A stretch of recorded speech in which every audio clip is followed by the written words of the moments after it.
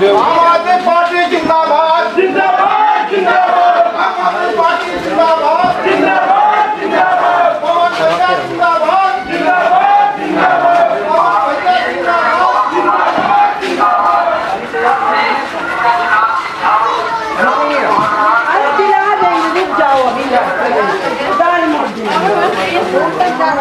नमस्कार।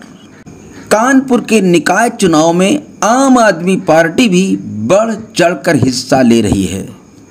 पार्टी ने मेयर सहित सभी 110 वार्डों से पार्षद पद के प्रत्याशी भी मैदान में उतारे हैं। इस्मा जहीर को आपने महापौर पद का प्रत्याशी बनाया है।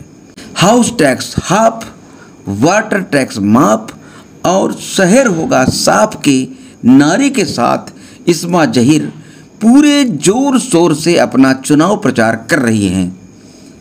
अपनी जीत सुनिश्चित करने के लिए उन्होंने आखिर क्या रणनीति बनाई है, ये जानने और समझने के लिए हमने 5 मई 2023 को आम आदमी पार्टी की मेयर प्रत्याशी इस्मा जहीर से की खास बातचीत। स्वतंत्र पत्रकार डॉक्टर दीप कुमार शुक्ल, और इस समय हम कानपुर से महापौर के प्रत्याशी जो कि आम आदमी पार्टी ने जिन्हें खड़ा किया है, मैडम इस्मा जहीर जी, हम उनके साथ हैं।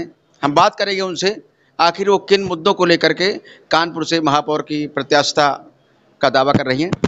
आपका बहुत बहुत स्वागत है इस्मा जी हमारे चैनल में। आम आदमी पार्टी ने आपको प्रत्याशी बनाया है। निश्चित रूप से आम आदमी पार्टी बहुत छानबीन करके किसी को प्रत्याशी बनाती है, तो किन मुद्दों को लेकर आप कानपुर के मतदाताओं के पास जा रहे हैं? प्रेम के सभी दर्शकों को मेरा नमस्कार, अस्सलाम वालेकुम। आम आदमी पार्टी एक बेहद कट्टर ईमानदार पार्टी है। जैसा कि पूरे देश को इस बारे में पता है कि हमने अपनी ईमानदारी और पारदर्शिता के पर ही बुनियाद पर दिल्ली और पंजाब में काम करा और 3-3 बार सरकार बनाई है और जनता से हमें प्यार मिला है। जैसा कि आपने बोला कि आम आदमी पार्टी जो है वो अपने प्रत्याशियों का चुनाव बहुत सोच समझ के करती है, तो आपने बिल्कुल ठीक कहा है। इस बार नगर निगम के चुनाव में आम आदमी पार्टी ने अपने सभी प्रत्याशियों को उनकी शैक्षिक योग्यता पर, उनका अपना जो व्यवहार है या उनके ऊपर किसी तरह की कोई क्रिमिनल एक्टिविटीज़ ना हो, बहुत छानबीन करके उनको चुना है, क्योंकि ये प्रत्याशी जनता के बीच में काम करते हैं। तो आम आदमी पार्टी ने बहुत चुनिंदा तरीके से अपने प्रत्याशी को चुना है और इस बार जो आम आदमी पार्टी नगर निगम के चुनाव में अपने आप को उतार रही है, वो 2 गारंटीज के साथ हम चुनाव लड़ रहे हैं। श्री अरविंद केजरीवाल की गारंटी है, पहला तो है हाउस टैक्स हाफ और वाटर टैक्स माफ। केजरीवाल सरकार जो कहती है वो करती है। हम जनता के बीच में काम करने हैं और यही हमारी यूएसपी है। आपने जो ये नारा दिया हाउस टैक्स हाफ और वाटर टैक्स माफ, इसकी क्षतिपूर्ति कैसे होगी? क्योंकि ये टैक्स से ही तो सारी व्यवस्थाएं सारी चलती है। कोई प्लानिंग, कोई कार्य योजना जरूर होगी। जी हाँ, बिल्कुल। देखिए, क्षतिपूर्ति तो दिल्ली में भी हुई और पंजाब में भी हुई है। बजट हर राज्य के पास होता है। अगर सरकार पढ़ी लिखी होगी और उसमें पढ़े लिखे लोग होंगे तो बेहतर तरीके से बजट को बना पाएंगे। इसमें काफ़ी कैलकुलेशंस होते हैं, काफ़ी पुरानी स्कीम्स होती हैं। आपके पास रिजर्व बैंक से भी पैसा आता है, आपके पास जनता का भी टैक्स आता है। अगर एक प्लान्ड वे में, सुनियोजित वे में काम किया जाए तो बेशक ये एक फ़ायदे का नगर निगम का हम एक पूरा मैप बना के उस पर दिल्ली जैसी सुविधाएँ और पंजाब जैसी सुविधाएँ उत्तर प्रदेश के नागरिकों को भी प्रदान कर सकते हैं। का एक बहुत मामूली सा लेकिन बहुत महत्वपूर्ण सवाल है कि चूंकि आपको अगर प्रत्याशिता के दावे के साथ आपको महापौर बना दे जनता कानपुर का, लेकिन सरकार यहाँ दूसरी पार्टी की, ऐसे में कैसे काम करेंगे आप? कैसे आश्वासन देंगे लोगों को? बहुत अच्छा सवाल आपने किया है। आम आदमी पार्टी का जो एक कार्यकर्ता और नेता है वो हर परिस्थिति में काम करने के लिए श्री अरविंद केजरीवाल जी को ट्रेन करते हैं, और जो हमारे नेता हैं वो खुद जिन परिस्थितियों में काम करके सरकार चला रहे हैं वो हमारे आदर्श हैं। इसीलिए श्री केजरीवाल जी ने सबसे पहला नियम ये बनाया है कि उनका एक प्रत्याशी पढ़ा लिखा और ईमानदार हो। अगर हम ईमानदारी के साथ पढ़े लिखे होंगे तो हमारे पास हर समस्या का समाधान होगा और हम अपने आप को फोकस करके काम कर पाएंगे। सरकारें चाहे जो भी हो, मुझे लगता है कि जनता का प्यार उन्हीं को मिलेगा जो जनता के बीच में रहेगा और जनता के बेनिफिट के लिए काम करेगा। निश्चित रूप से आपने ये जो बात कही अभी कि ईमानदार होना चाहिए प्रत्याशी को, लेकिन साथ में चूंकि हर आदमी के पीछे एक परिवार होता है, तो अगर वो प्रत्याशी पूरी तरह से राजनीति में इन्वॉल्व होगा और उसका आय का स्रोत कुछ नहीं होगा तो कहीं ना कहीं उसकी चीज़ें डिस्टर्बेंस करती हैं उसको। तो आपका ऐसा कुछ बैकग्राउंड क्या है जिससे जनता ये विश्वास करे कि आपको राजनीति सिर्फ जनसेवा के लिए हो रही है? अगर मैं अपने अपने आप को उदाहरण बताऊं तो मैं एक व्यवसायी हूं, मैं बिजनेस में हूं और आज जनता के बीच में काम करने के लिए आई। जैसे मैंने पहले भी कहा था कि अरविंद केजरीवाल जी जो है वो आम लोगों के बीच में से आम लोगों को चुन के उनकी समस्याओं का समाधान करने के लिए भेजते हैं।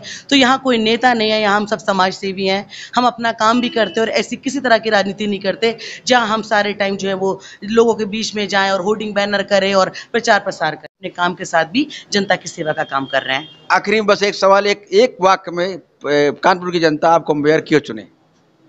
बेशक कानपुर की जनता मुझे मेयर चुनेगी क्योंकि अब तक जो राजनीति यहाँ पे होती आई है, अब आम आदमी पार्टी जो है मैदान में है और एक कर्मठ और ईमानदार पार्टी को चुनने के लिए मुझे लगता है जनता हमेशा ये कोशिश करेगी उनके बीच में एक ऐसा इंसान आ जाए जो उनके लिए काम करे। ईमानदार लोगों को चुनने के लिए आपको सिर्फ एक बटन दबाना है और वो बटन है झाड़ू।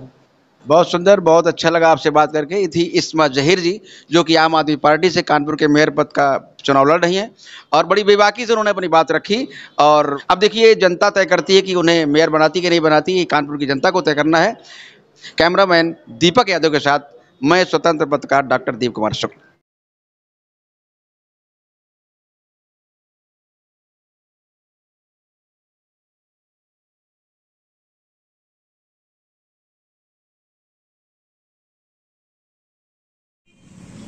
यह है कानपुर का खलवा पुल, जहां थोड़ी सी बरसात भी जल भराव की बहुत बड़ी समस्या बन जाती है, जिसके कारण छोटे वाहनों को निकलने में बहुत बड़ी परेशानी का सामना करना पड़ता है।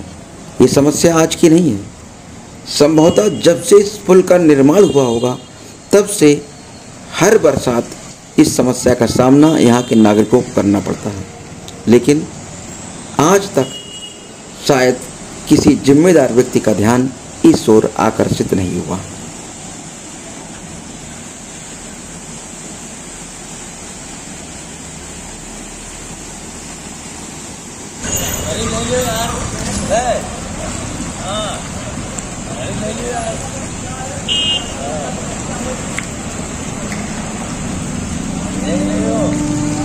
क्या हुआ तुम्हारी गाड़ी, क्या हो गया है? गाड़ी कुछ नहीं हो गया, पानी फंस गई? पानी भरा है इसीलिए फंस रही है।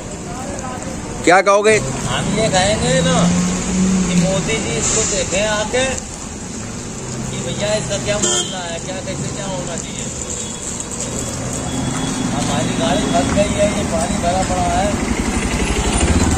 वैसे तो बहुत बड़ी बड़ी बातें हम ये कर देंगे वो कर देंगे, अब इसका कौन करेगा? ये यहाँ फंसे पड़े हैं। कैसे निकालोगे इसको? कैसे निकालेंगे? अब गाड़ी आएगी, ट्रेन आएगी, पानी कम होगी, कौन निकालेगा? मोदी क्या है, धक्का लगाने ये होगी क्या आएगी? बताओ ना।